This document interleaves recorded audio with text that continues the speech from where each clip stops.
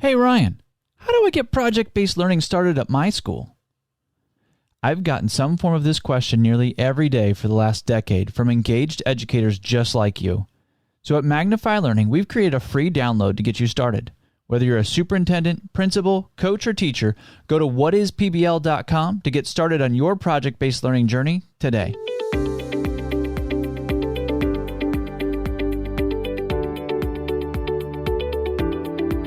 Are you ready to bring project-based learning to your school? The PBL Simplified podcast will help equip you for your PBL journey with weekly need-to-knows, engaging interviews, PBL showcases from facilitators in the classroom, and PBL leadership episodes to move you towards a successful implementation of PBL. Because every learner deserves to be a part of an inspiring story, and we see daily that project-based learning helps make this happen. If you want me to answer your PBL need-to-know on the podcast, visit whatispbl.com and click on Ask Ryan to submit your question. Hey, PBL Simplified podcast audience, super excited for you to be with us. We've got our podcast guest episode today, and we've got Larry Smith with us from Six-Word Memoirs. And if you haven't heard Larry's TED Talk, we'll link that into the show notes. If you don't know Larry, you definitely should. So I'm excited to have him on the podcast. Larry, thanks for being here.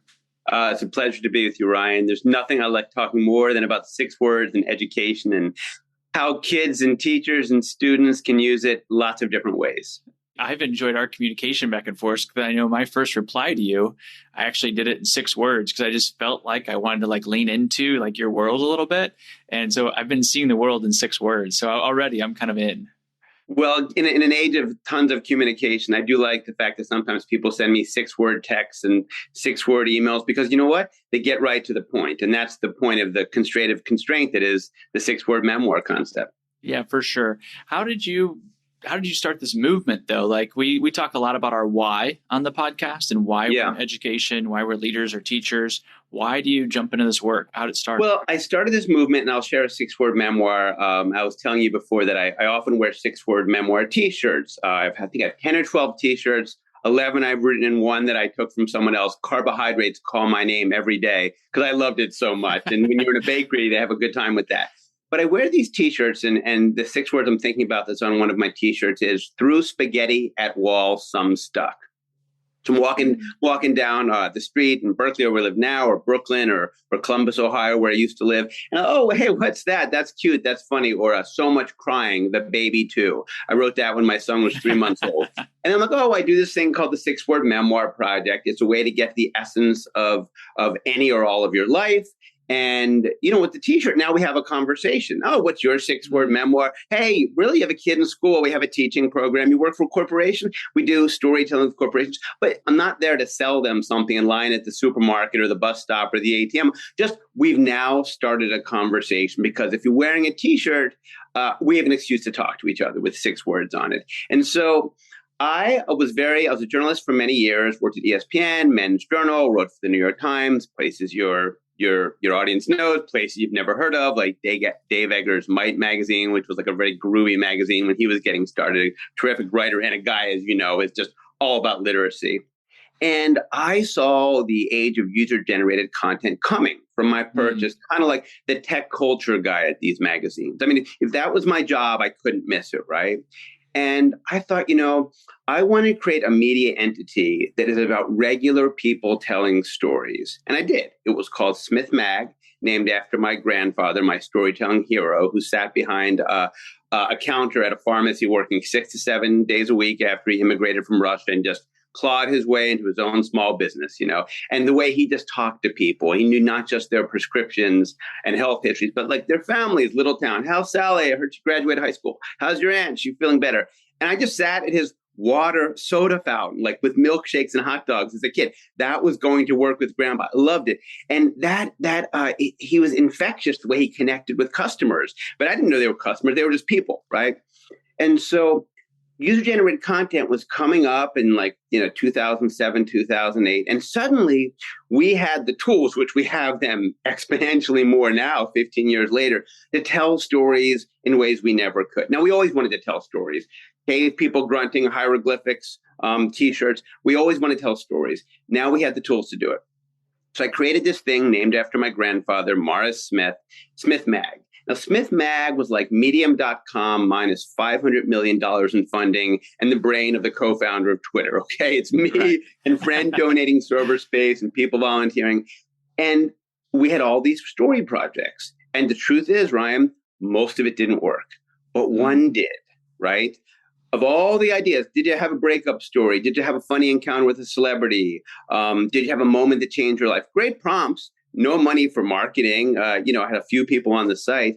One was, can you describe your life in exactly 6 words? And I'm sure some of your listeners know it's an ode and homage to the Hemingway legendary, could be true, probably apocryphal, 6-word novel, For Sale, Baby Shoes, Never Worn. As the story goes, Hemingway was challenged to write in a bar bed.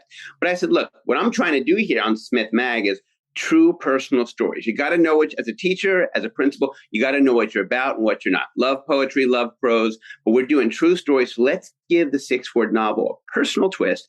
I called it the 6-word memoir. That spaghetti was thrown on my online wall called Smith.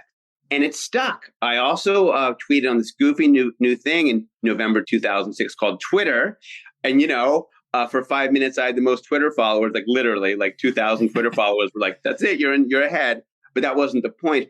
And the people on Twitter at the time, really, they had blogs and they were going to South by Southwest Interactive. So it really kind of launched things a little bit. Yeah. Cut to 15 years later and 10 collections of books. And more importantly than any of that, and certainly some commercial success, the 6-word memoir, which started as just a way to tell a story, became, for many people, a way to really get starting with writing and telling a story, because we all have to write. We all don't have to do track lighting or plumbing. I don't know how to do those things. You got to write at some time. You got to tell your story, whether it's on a date or a job interview or on the first day of school, right? You got to tell your story. And this creative constraint, it really, it didn't get in the way. It really fueled creativity and writing. And now suddenly we got a couple books out in 2008, 2009, and we're getting some press. And I'm getting these emails from teachers. Hey, this would be kind of a cool writing assignment. Even though our first books had, things about like really intense life stuff, also some goofy stuff like Mom just revoked my creative license that a teenager wrote, or, Married by Elvis, divorced by Friday, or something intense like Mom's Alzheimer's, she forgets, I remember. But any teacher who got a hold of the book was like, wait a minute, we can use this as a writing prompt. And from there, Ryan, it just blossomed in the education space. And I created a blog on what's now sixwordmemoirs.com and now our subsite, sixandschools.com, specifically devoted to teachers and lesson plans. I was like, well, what I'll do is I'll create a blog I'll talk about what different teachers are doing in different classrooms. And then other teachers can get ideas. And then they started sending me things in. Hey, I'm doing this, I'm doing that. Oh, you read To Kill a Mockingbird and you asked your students to sum up each character in 6 words and write a backstory for that character. Oh, you had someone create a 6-word story about your summer, and then it became 60 words, then 600. You scaffold them. Things I never thought of. But like with any community, when you see something in a community, when it's growing and they're leading you in the right way, you not only follow them, but you amplify their opportunities to make things get bigger and better. Well, and you've done that amplification too, right? Like you can actually create a classroom book now based on 6-word memoirs. About a year ago, and I just feel like this was almost like, it felt like just a high point in my professional and personal life. I worked with this publishing company, Author Solutions, and they said, look, you're creating content in all sorts of places, and we know how to make books. And they said, we love what you're doing in the education space. I'm like, you're telling me my karma work is what we should be doing day to day? Sold, right? Yeah. So we created a way, and we have it's at sixandschools.com, and I'm sure you'll stick it in the bio or the links. I don't want to be selling my site here, but I want teachers to know about it. For teachers to follow a super simple lesson plan, you can teach in 30 minutes, 45, and then a process to make a book. And if you want to do a book for the younger students, and although some older students do it this way too, they do one page, they do an illustrated 6-word memoir. Then the other page, they have like an about me page, like Mad Libs. My favorite book is right now, I go to this school. And then for the older kids, although, some even young as 4th grade teachers have taught it this way, they do what we call the backstory books. They're softcover books. You got your 6-word memoir on one page. On the other page, you have a backstory to those words. And, the truth is, like, as I've seen for years, teachers can take this format and do all sorts of things with it. And they just, then they can pick their book option and do what they want on those pages, within the constraints we've built in, just to make it, less complicated. Yeah, I absolutely love it. So I'll sell the book for you, so you don't have to. But right, like I was doing some research for our conversation today, and I was like, this is just awesome. So I used to teach 8th grade English.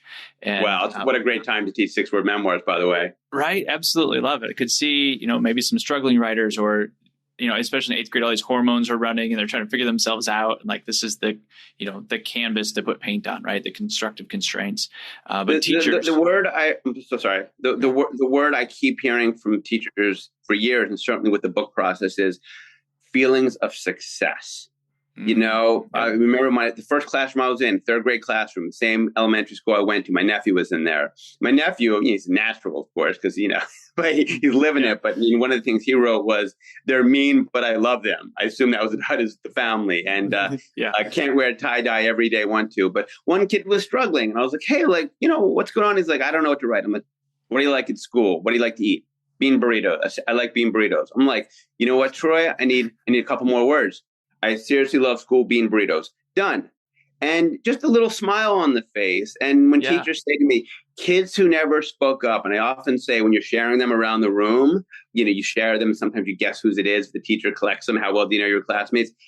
Public speaking is frightening for everyone. But when a kid gets up and plants his or her feet and says those 6 words, that's a feeling of success and agency, Yeah, and that's one of the things we do in project-based learning, right, is the public presentation, and it freaks adults out, right? But when we've got kids that are starting really early, like kindergarten, 1st grade, and doing these small public presentations, this can be a great way to start. I'm going to sell one more thing for you, because the lesson plan templates on here just look awesome. Like, there's a ton of stuff behind them.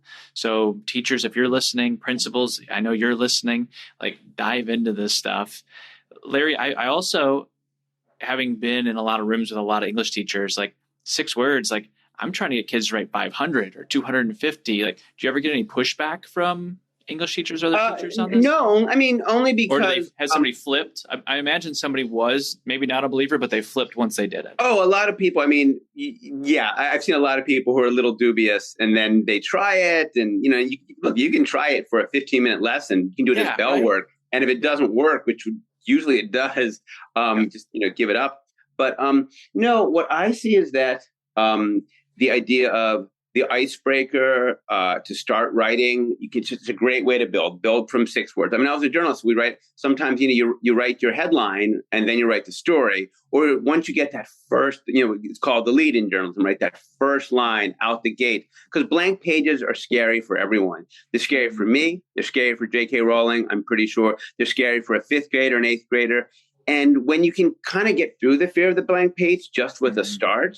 For me, I write messy first drafts of everything, and sometimes the final thing doesn't look anything like the first draft, but you've gotten through the blank page.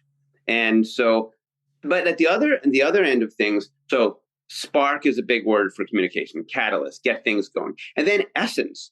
So, you know what, Larry, I have so much to say. Mrs. Jones, but this topic you're telling me to write about my summer. Where do we go? Did these things? Like, okay, yeah, I hear you. Let's bring it down to one idea. Then let's open it back up. And working with veteran groups where, like, what happened to war? Yeah, I don't know where to begin, or I don't know where to end. Okay, begin with 6 or bring it down, and then we'll open it up. And then the third word, so spark, essence, and then connection. Storytelling, as we know, is a form of connection. Connection, as we know, in a way, is self-expression and a form of therapy. My mom was a social worker. We had way too much therapeutic talk growing up in my house. I never wanted to be in this business, but by accident, storytelling, and certainly 6-word storytelling that anyone can do, is a form of connection. Self-expression can be a form of therapy. And when you're a shy kid in a room of 20, 30 kids, and you're sharing 6 words, and someone says something like, dreams too big for this town. And, maybe you don't know that kid, or you're shy. Maybe you're an introvert. Maybe it's day 3 of school. And then you can walk over like, I know how you feel, friend. You know what I mean? Or clawed my way out of Tennessee. That was a 6-word memoir a kid shared in an 8th grade class once. And it's just like, no way. I just moved from Indiana. Like, whatever it is, stories give us an excuse to talk and connect. And so catalyst, essence, connection, spark, community, communication, whatever you want to call it, so consistent between schools, companies, speed dating sessions, and veterans groups. It's all the same. Yeah, I love that we're having the conversation, and our audience is absolutely going to connect with that, because we're starting all our project-based learning work with standards, right? We're working in schools, so you got to start there. But we're also concerned about much bigger ideas, and we don't usually call them soft skills because they're too important for that, right? But the connection, the collaboration, I love the idea of, we have a connections protocol that we put in our trainings where, you share, and then you connect. Yeah. Right. And so I imagine that there'd be a lot of connections with adults or kids, however you use this, right? It's incredible. And when I was in a lot of classrooms before the pandemic, but that went way up during the pandemic, because suddenly, I'd done a couple of Skypes before the pandemic. I mean, who really used Zoom, honestly? And one or two Zooms, and suddenly I'm zooming into 100 eighth graders in Guam and 30 kids in Chicago. And I have to tell you, although I was a student and lived this, 5 years ago, I didn't know what Common Core was. I didn't know what SEL was. I didn't know these words until teachers started telling me, oh, you know what? Turns out this hits 3 Common Core standards. This is amazing for SEL. What does that stand for? Oh, social emotional learning. Oh, I get it. And now I live and breathe that stuff, because we do need to tell teachers, you can hit standards with these. Social emotional learning, I mean, I think it's kind of the sweet spot, the agency, your story should be heard. Every teacher knows that. Here's one more tool in the toolbox. It's not the whole toolbox. We just want to give teachers one more tool in the toolbox. Then if you make a book, the delight of that it's like a little yearbook for your classroom of this was 5th grade in 2022.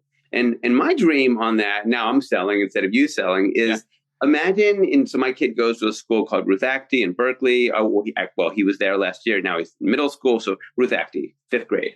Imagine in 10 years, you can go into the Ruth Actie School Library and see 2022, 2023, 24 of 5th graders. You will see a slice of how the world changed and the kids in that world each year. And if you're an alien in 100 years, you're like, what happened in 2021? Oh, that's why everything's about Zoom and the pandemic and how hand sanitizer scarred me for life.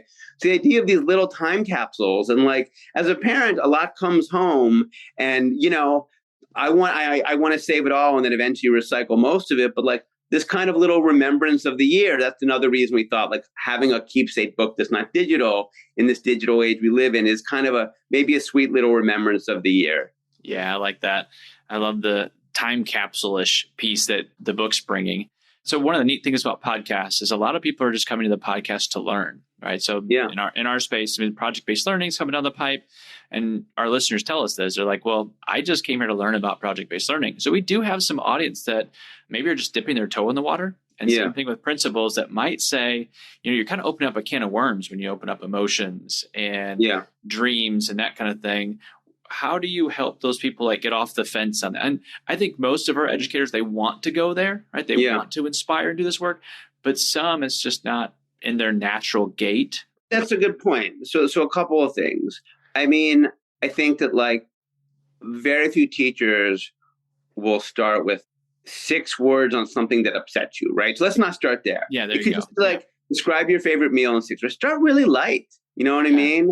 Play the guessing game. Just one thing you don't know about me. That could be light or heavy. You collect the stories on whatever sheets of paper or Post-it notes, and then you read them and you guess how well do you know your classmates. It is a gamified thing. I know gamified is a big word in education as well. It should be. It's a gamified without actually pressing buttons or being on Fortnite. But I mean, so you go in easy, go in light. Obviously every classroom is different. I know that, this is a specific lane, but teachers have told me that when they work with dyslexic kids or kids on the spectrum, that idea of the simplicity of 6 words, it's a good way to start and kind of onboard them into longer writing. And to start a lesson, a couple of best practices. You've got to show kids examples, because if I just say a 6-word memoir, what is that? I don't know where to begin. I don't know where to end. So, okay, let me share a few from the pandemic book, all from students. Great moms aren't always great teachers. Hey Siri, please give me interaction. This is from a mom, actually. Can we not talk about Roblox? and other parents would be like, I feel you, Samantha Moss, right? Yeah. This is from a teenager. For sale, prom dress, never worn. No. Dear diary, nothing new for now. I love and hate my family. That's by a 12-year-old. Her mom approved that one to be in the book. So you always show examples. And, when I'm giving talks, whether it's, on Zoom with fourth graders or with, 100 marketers from Dell, I could blow everyone's mind away with most incredible 6-word memoirs by other fourth graders or other marketing leaders. But I don't want to do that because most aren't going to be mind-blowing. They're just going to be interesting. One little slice of life. If it seems like the most delicious wordplay that some super heady writer or future writer, because they're only in 5th grade, for example, this young girl in a 3rd grade class, 9 years stacked within my soul. It's like, whoa, you don't know whether to call. I share this one. Do you call her parents the New Yorker, right?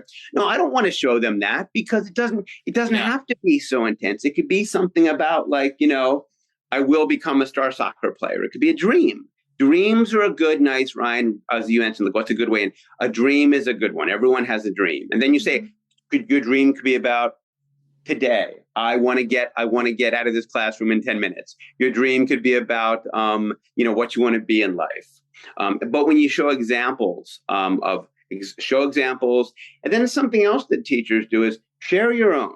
I know that a high school English teacher told me once, how students, any little nugget you get about your teachers is delicious. You know what I mean? Yeah, that's right. They're these mysterious creatures. And some teachers are more open than others. But she said, I'm just not much of a sharer. I teach my class, my students like me. But she shared just a really personal, hard thing she went through during the 6-word memoir lesson. And she showed that vulnerability. And again, maybe more appropriate for older kids. But she said that was hard for her to do, but really she was glad she did it. Yeah, I like the advice as well that we don't have to write Hemingway, right? No, just regular 6. Because I'll be honest, I probably had to redo that email that I sent you with 6 words in it. I was like, man, I need it to be good. And I've got my 6 words written right here just in case you ask me, because I'm like, Larry probably asks everybody, and I want. Well, what are they? Live your why, best life now. Awesome, and that's something you believe in. It's a motto for your podcast. It's probably a way of living. And, when I share when on Zoom with the kids or in person, I wear big hair, big heart, big hurry. Inevitably, a kid will do something we do a slam always, whether it's on Zoom or in real life. And it's big heart, big hair, short haircut, basketball baller. You know what I mean? You play, you just play, you riff, Yeah. I love it, and the for sale thing, the for sale prom dress never worn, that kid listened and heard the Hemingway thing. Half the times I give a talk and they say, well, how'd you come up with that idea? I'm like, well, 40 minutes ago I mentioned Hemingway, but I get it. We're all spacing out sometimes. So leading by example is great. Come in easy. And look, some teachers might teach it once and be done. Some will turn it into a semester-long project, popping in once a week. There's a teacher in New York City, public school teacher. She teaches 4th and 5th grade. She did her first 6-word lesson long before we had this option to make a classroom book 4 or 5 years ago, got in touch with me. We did something about her on the blog. Then she started asking parents to do their 6-word memoir back to school night. And and displaying the memoirs. We love to display students' work. They love to see it. So now she does a different theme every month. 6 words on gratitude for Thanksgiving. And she puts them up there. 6 words on love around Valentine's. 6 words thinking about I don't know if she did this in 5th grade, maybe one of her older classes, on war around Memorial Day, right? And you can theme this out and do it as a once a month thing. Or you can do it as a great icebreaker to get the year going. And then at the end of the year, come May or June, what happened this year? A lot happened. One thing you'll remember from this year, one thing you didn't unexpected surprise, something about another student or something about a lesson you learned. Yeah. And we talked about entry points as being, maybe something that's not so deep, but I do like the idea that you just mentioned where once you've done this more than once, or you do it monthly or, biweekly, whatever it is, maybe you can attack some deeper topics or, kind of those, hot button issues. Like, do you really want to open up this, it's probably just a bad idea, however you do it, just a full open discussion, 30 kids in the class. Let's talk about this crazy hot button topic. but 6 words, Right. maybe I do have to form my thoughts and have an opinion. Absolutely. And, certainly there are a number of teachers who have done 6 words on Black Lives Matter. So, you can have you can have a hurricane in your town in Florida on a Tuesday, and the teacher can say this, and maybe you don't get back to school for a few days. On Thursday, listen, we all went through this. You're processing a lot. Teachers are the first responders often. You eat some breakfast, you're in school, right? Yeah. And hey, your voice as a 5th grader, as an 11th grader, as a 2nd grader, you are thinking it, you're feeling the feels. Let's just maybe share 6 words on this. Maybe ask a question in 6 words. And same thing, maybe there was a shooting that, a couple of days before. And years ago in that awful shooting in that nightclub in Florida, one teacher did a little older class again. Where do we go from here? God, we just went through this. And, with the pandemic, I don't know how to, make a mask or create, hand sanitizer in the early days of the pandemic. But I could pretty quickly create a 2-page teacher's guide for the pandemic. I thought, you know what? Everyone's processing this, including the kids, especially the kids. I really feel like, maybe they had it the hardest. Maybe an old person living alone had it the hardest too. But those 2 lanes are rough lanes. They're all rough. And so I threw together a 2-page teacher's guide. Again, I have it always everything vetted by teachers. You want to hit the Common Core and all those other things so it can be most useful. And just thought kids will want to process this, and any teacher can make this themselves. But if it's one less thing for them to do, here, download our free guide. And then what happened was so wonderful that, in fact, the pandemic book, it could have been a general book about the pandemic from all of us, but I just wanted to kind of honor and celebrate the educational experience. So that book is just stories from teachers, students, and parents. And again, this is like highfalutin, but like we all want to take part in the cultural narrative of our day. Or as I might say to my now 6th grader, but I would have said when he was in 4th grade, this happened and your story is important. I want to hear from you. And just to be asked that question, whether you're asking a grandparent, it's another fun way. Interview your grandparent and with either 6-word questions or answers, right? Where did you come from? What's a favorite food you had as a kid? Whatever it is. But when you can just answer that question and feel part of what's happening in the world, good and bad, you feel more connected to the world, to the others in the room who are doing it, maybe your family. And that's what we all want. Yeah, I think there's some empowerment in that, right? Some control of what's typically not controllable, right? Like students don't always get asked to participate in the world, really, right? Like our ultimate goal is we want to empower learners, we want to move from passive to empowered. And I think from passive to empowered is an absolutely great way of saying it. Yeah. Well, thank you, Larry. That's definitely part of our mission. And we see that we had some kindergartners on, and they had published a book, and their teacher said, well, what was your job? I was the illustrator. Like I didn't take on the role of an illustrator. I am an illustrator, right? I am an author. Right. I am an author. You know what? And whether you're 8 or 85 to be a published author, whether it's published in your classroom book, someone made with us, someone went down to Office Depot and Xeroxed it. Yep. One of the 6-word memoir books that I, published with traditional publishers and Author Solutions feels pretty good. Yeah, it just does, right? I know as an 8th grade teacher, my kids are just, I can't write, Mr. Stoyer. Like, I love the option of how about 6 words, man? Like, you could give me 6 words, right? And then celebrating that. You can, and you kind of have to, you know what I mean? Like you have to, and like whether or not you will be a writer in your life or work with communications, you're going to have to write something. And it might be a toast. It might be a eulogy. It might be, you might need to say, my kid's going off to high school or college. I want to say something. I want to get my words down first because I'm feeling so much. And so we all have to write. And so if this takes you from passive to empowered to feel the writing, to feel you're being heard, that your story matters, and we all want to be seen and heard, right? Then I do think it's a good tool in the teacher's toolbox. Yep. I love it. I love that idea of adding this tool to our listeners' toolbox. What's next? I'm going to ask you how we can connect with you, but what's next for 6-word memoirs? Yeah. So, it's really great just to be guiding teachers, helping teachers. We've set it up on our site, sixandschools.com. So it really does explain itself. But we're here for questions. But what's super exciting is that I always wanted 6 words to be like the most democratic and open platform and concept it can be. So our next thing, and the school project is part of what I like to call the TEDxing of 6 words. The newest thing is right now we've developed the 6-word memoir app, the way that on my website, sixwordmemoirs.com, I create a topic like life, immigration, food. But now with the app, anyone can go on this app, and it's different from the website, and just create a topic.